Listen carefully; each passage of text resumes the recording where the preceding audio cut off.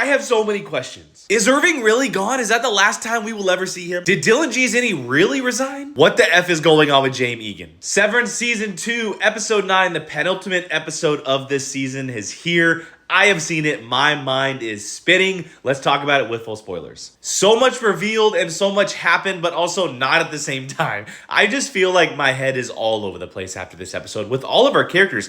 Every one of our characters went through so many different emotions in this episode, and it feels like the carrot is just being dangled in front of us right now for next week's finale. While I am still not back on the Burt train, I think the guy is kind of a sleazeball, and what he did to Irving back in the episode we saw a few weeks ago, at least he helped him out here. Now, I don't know if this is the last time we are ever going to see Irving. It kind of felt like a good send-off, but I really hope it's not the last time we see him. And poor Dylan, Dylan G went through everything in this episode. The poor guy had his entire heart ripped out. After thinking that he was going to live a life with his wife from the outside, it was all ripped away from him, which resulted in him resigning and basically saying, not only F to Lumen, but F to everyone else that he's ever loved inside the Lumen building, all of his coworkers.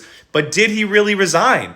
It feels like his Audi has to sign off on that and everything that happens. Now, we didn't see what came next when he entered the elevator, but this image, it's a really interesting image to have before he does enter the elevator. My biggest question is, did the elevator go up or did the elevator go down? This was the most we got of James Egan almost the entire show. Like he had appeared in this episode more than we have ever seen him before. And he was acting all kinds of sus and weird and just whacked out of his mind, making all kinds of comments to Helena or Helly. That moment where he showed up at the end of the episode with Helly R, speaking everything that he's saying, it's such a creep factor. But what the hell is he doing on the severed floor? Like, why is he watching her the way that he is watching her, and why is he down? We've never seen him down there. So what is the reasoning behind all of it? We know that Mark was supposed to finish Cold Harbor that day, and it was supposed to be one of the biggest days for Lumen in their history, specifically when it comes to James Egan and the quote-unquote revolving that we have heard about multiple times throughout the show. What does that have to do with him, Severance, Helly, everything else that is going on? And I really, really hope it's all revealed next week. Now, one of the biggest running theories that I've seen online that I've kind of looked at a little bit more than others is that James Egan's body is getting older, and this all has to do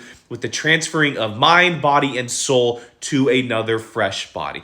That could all connect to what's happening with Gemma and what she is experiencing in the export hall. I bring that up just because he was acting so much more sus than he ever has been in this episode. The way that he was talking and looking at Helena in the opening of the episode with the egg and her eating breakfast and talking about how he wanted her to be eating raw eggs and not the hard-boiled eggs. And then towards the end of the episode, we see